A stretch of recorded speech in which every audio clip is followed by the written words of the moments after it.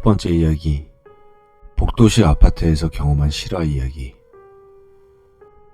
나는 복도식 아파트에 살아. 몇 년 전의 일이야. 남자친구가 생겼는데 집에다가는 비밀로 사귀는 중이라 통화를 하려면 밖에 나가야 했어. 우리 집은 복도식 아파트의 왼쪽 끝집이었고 복도 오른쪽 끝에 비상계단이 있어서 주로 거기 앉아서 통화를 하곤 했어. 한 번은 밤이었는데 카톡으로 다투다가 얘기가 길어질 것 같아서 전화를 하려고 밤중에 나가 비상계단으로 갔어. 그리고 통화를 끝내고 복도를 걸어서 우리 집 쪽으로 다시 가고 있는데 건너편 아파트에 나랑 같은 층 복도에 웬 할머니가 서서 내 쪽을 보고 있더라고. 지금 생각하니 할머니인지도 잘 모르겠어. 그냥 할머니 같다는 느낌이 들었던 것 같기도 해. 진짜 깜짝 놀래서 딱 멈춰서 자세히 봤어. 내가 밤눈이 어두워서 그냥 복도에 뭘 세워놓은 건데 사람인 줄 착각한 건가 싶어서.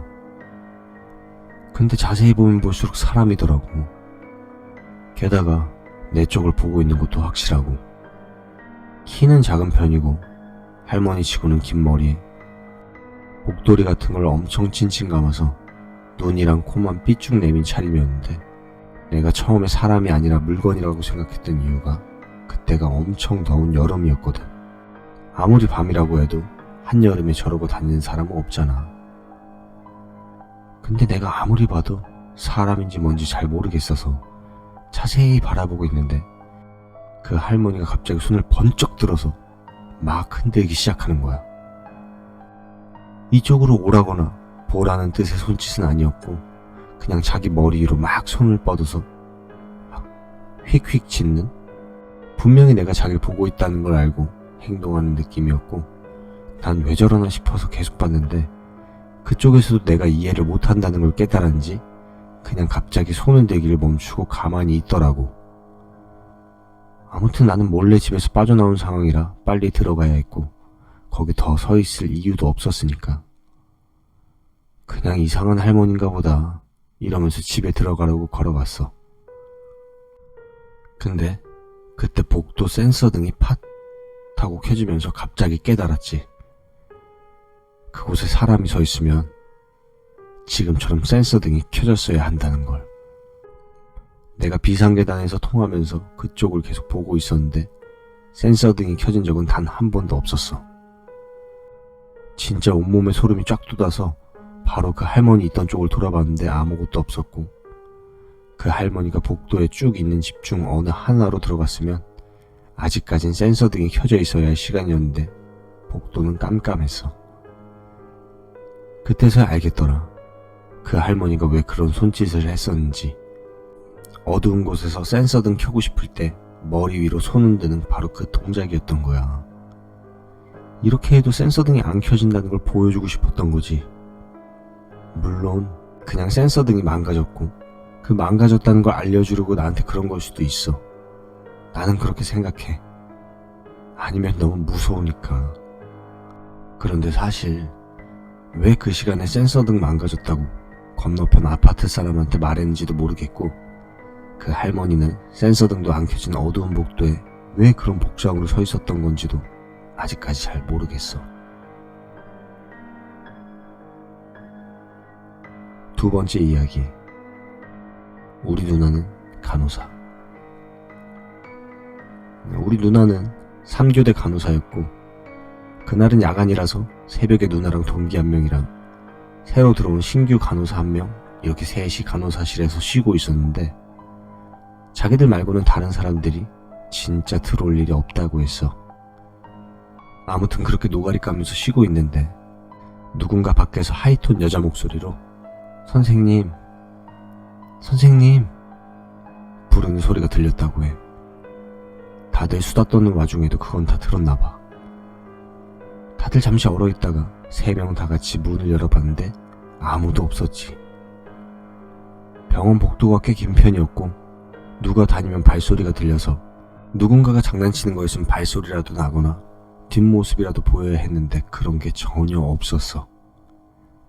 그래서 바람 소리를 잘못 들은 건가 싶어서 원래 있던 자리로 가려고 하는데 신규로 온 간호사가 누나랑 동기 보고 왜 다시 돌아가냐고 물어봤대. 그래서 누나랑 동기는 그냥 농담으로 밖에 무서워서 못 나가겠다고 오늘 그냥 계속 여기 있자고 말했는데, 갑자기 신규 간호사가 무슨 소리냐고, 자기는 여기 안에서 그 소리가 들려서 다들 그거 듣고 나가려고 문 연 줄 알았다고. 누나랑 동기도 그거 듣고 얼굴이 하얘져서 바로 거기서 나왔대. 쉴 때도 병원 로비에 있고 이후로 웬만하면 병동도 같이 돌았다고 해.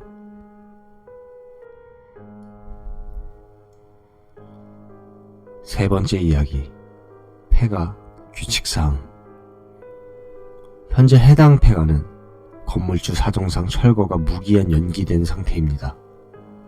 개인 사유지이므로 외부인 출입 금지지만 지속적인 경고문과 출입 방지책에도 불구하고 해당 폐가에 들어간 사람들이 행방불명되는 사고가 빈번해 폐가에 다녀온 인원으로부터 정보를 취합, 해당 지침을 작성해 게시합니다. 첫 번째, 혼자 가지 마십시오. 두 번째, 해당 폐가에 펜스는 없습니다. 만약 펜스가 둘러있다면 절대 들어가지 마시고 돌아가십시오. 또 펜스 부근에 붉은 액체를 절대 만지지 마십시오. 세 번째, 폐가 앞에서 마음을 바꾸고 돌아가려던 도중 폐가 3층 창문에서 강아지나 새끼 고양이가 머리를 내밀고 울고 있다면 도망치십시오.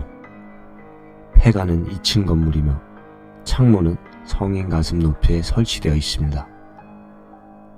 네 번째, 폐가 곳곳에는 인형들이 배치되어 있습니다.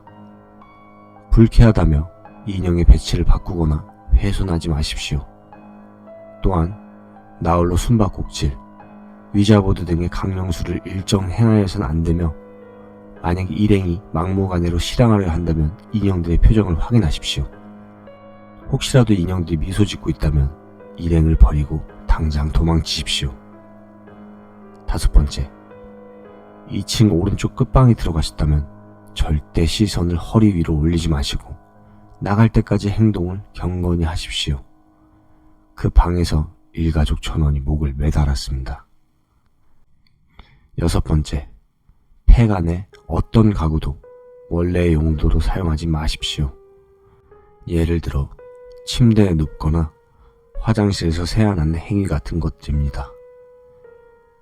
일곱 번째, 폐가 내에서 초상화를 발견했다면 즉시 벽을 향해 뒤집어 주십시오. 여덟 번째, 폐가 내에서 소음이 들린다면 그곳에 주의를 기울이십시오. 높은 확률로 소음은 점점 다가올 것이며 이때 소음이 들리는 티를 내시면 안됩니다. 계속 모른 척 하신다면 소음은 곧 사라질 겁니다.